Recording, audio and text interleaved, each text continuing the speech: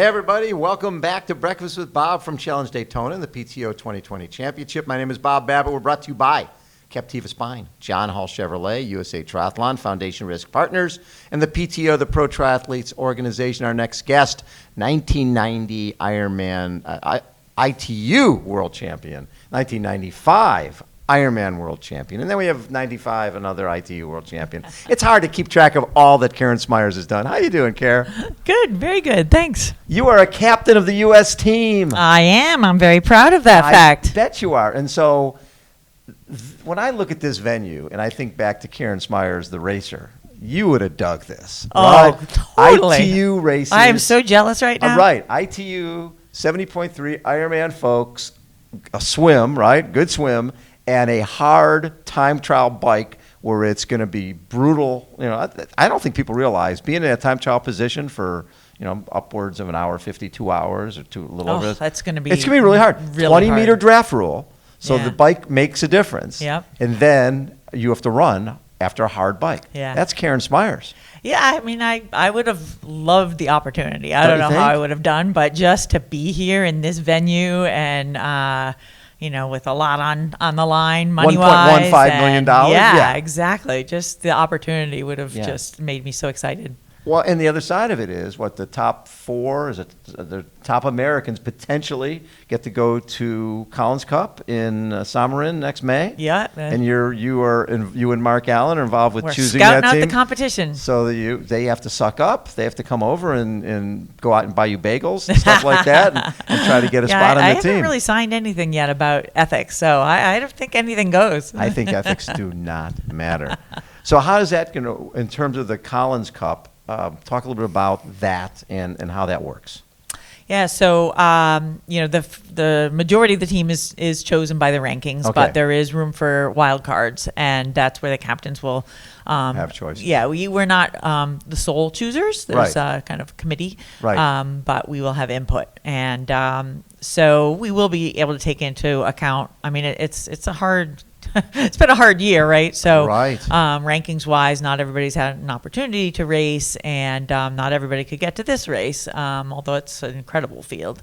Unbelievable. Yeah, so, the wild cards will take into account some of the things like the intangibles that you can't, capture by numbers. So being here so close to Orlando, it makes me flash back to 1990 in the second ever ITU World Championship at Disneyland, Yeah. Disney World. Yep.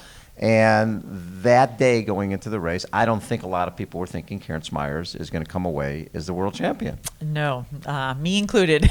Really? I mean, my goal, to be honest, was to get on the podium. So Yes. I had finished fourth the year before, and that was a bigger surprise. Well, that was in than Avignon, anything. France, Yeah, the Avignon. first ever. That was a huge breakthrough for me. I think it was the first time I ever passed somebody on the bike in a race. So up until that point, my bike had been a huge weakness for me. You know what's so funny about that? Because I think of you, watching you at Ironman, your bike was really good. And especially in not those, compared to Paula. not compared to Paula, but compared to everybody else, and also in the shorter distance Yeah, races. Seeing yeah. you at Danskin and some of those other races, you were the premier cyclist. Yeah, well, I definitely up there. developed my cycling so that it wasn't it could be a strength depending on the competition. Right. Definitely hills. I loved climbing hills. That was the only way I could beat McKeely is if we found a course that had some hills on it. Yes. So I tended to look for those courses. So take me back to that 1990 race. So you got McKeely Jones there, you had Carol Montgomery there, you had Joy Hansen. I think it might have been before McKeely's time. Is Wait, that true? 1990. Oh, you're right. You're right. Yeah. I'm sorry. Yeah. Yeah. Nice, but it was Joy and it was Carol. Aaron Baker. Baker. She So was Aaron by was supposed far the favorite. The class of the field, yeah. right? But we all knew going in she had done an Ironman only a few weeks before. And 99, I think she win in 90? I can't remember if she was first or second. It wasn't, but this was she hadn't it done was the a different. It was August, so she must. I can't remember which Ironman it was, Okay. but it might have been Canada.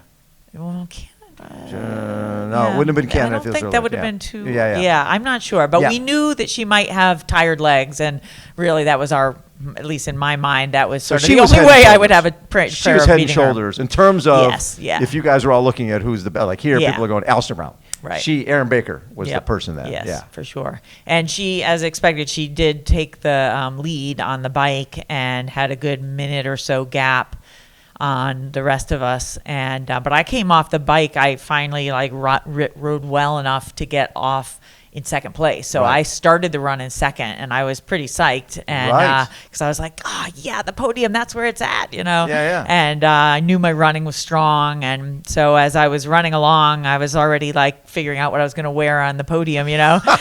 Very early on in the run, unfortunately, and within the first like mile, Carol and Joy passed me at the That's same right. time. They came by together. Yeah, and I was like, whoa, and I tried to keep up for a little while, and I just right away I was like, oh my God, I It's can't so do hot, this. too, Yeah, right? it was Oh. so hot. Yeah. It was noon on a golf course, no shade in Orlando in August. Yeah, it was Yeah, brutal. it was, yeah. And we had started our race was right in the middle of the day.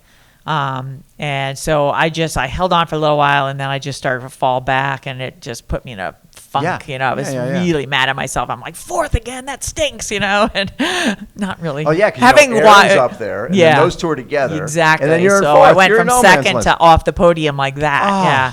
So I was, just watching them sort of putting time on me and getting really down in the dumps about how much I Yeah. was terrible. I was going to say another word. But anyway, the funny part is Scott Molina was out on the course cheering because the men Right. were at a different time.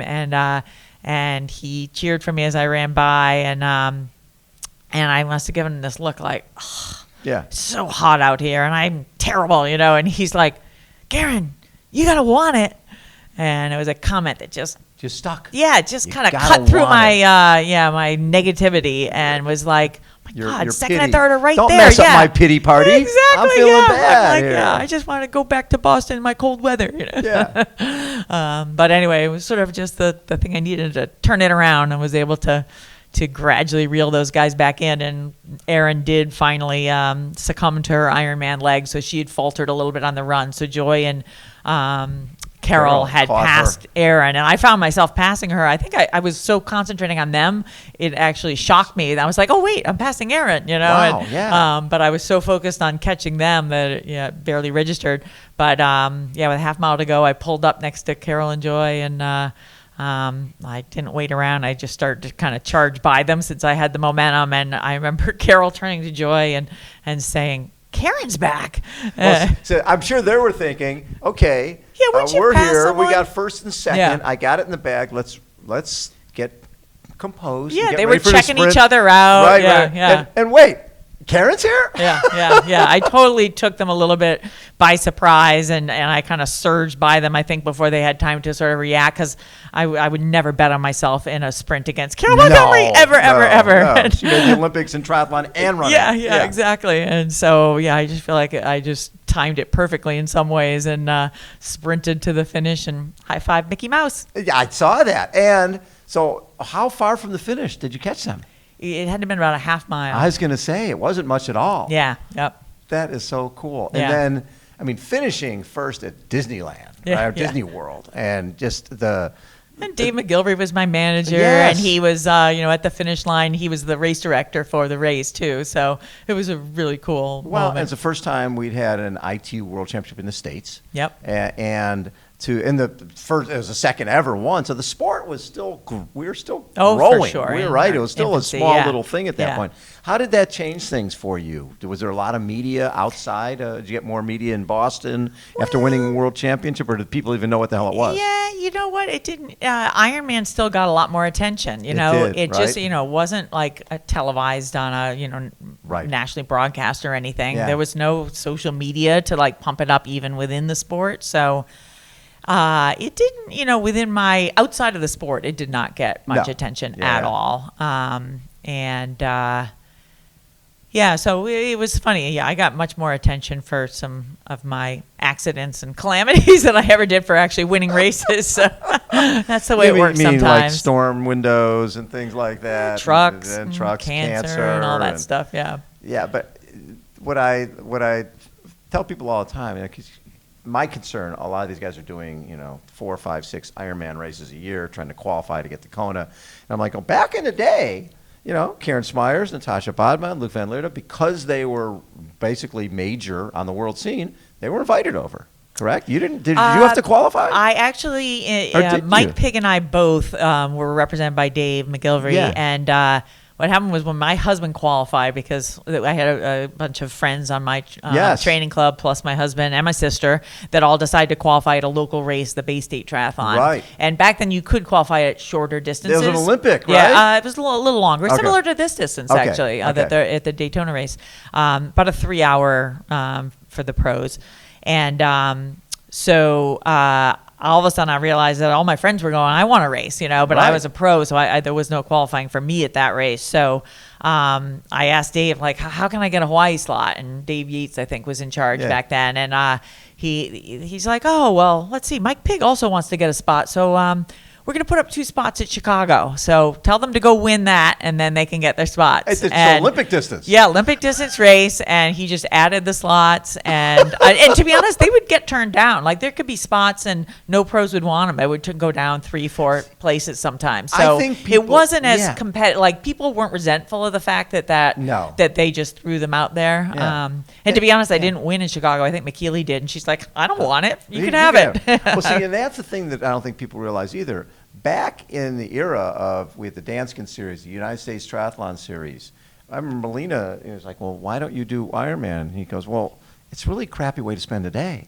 I can make a lot more money racing every weekend and doing these shorter distance races. Yeah. And you were doing that. Yeah. And so taking time out, back then, if you had to take time out to go and win an Ironman somewhere to hopefully get the Kona and not do all those other races, you might not have ever come over. Yeah. I mean, well, for certainly if you had to do 3 or 4 a year, I don't think There's no way. Just mentally for me, I just never loved the long distance training, to be honest. Yes.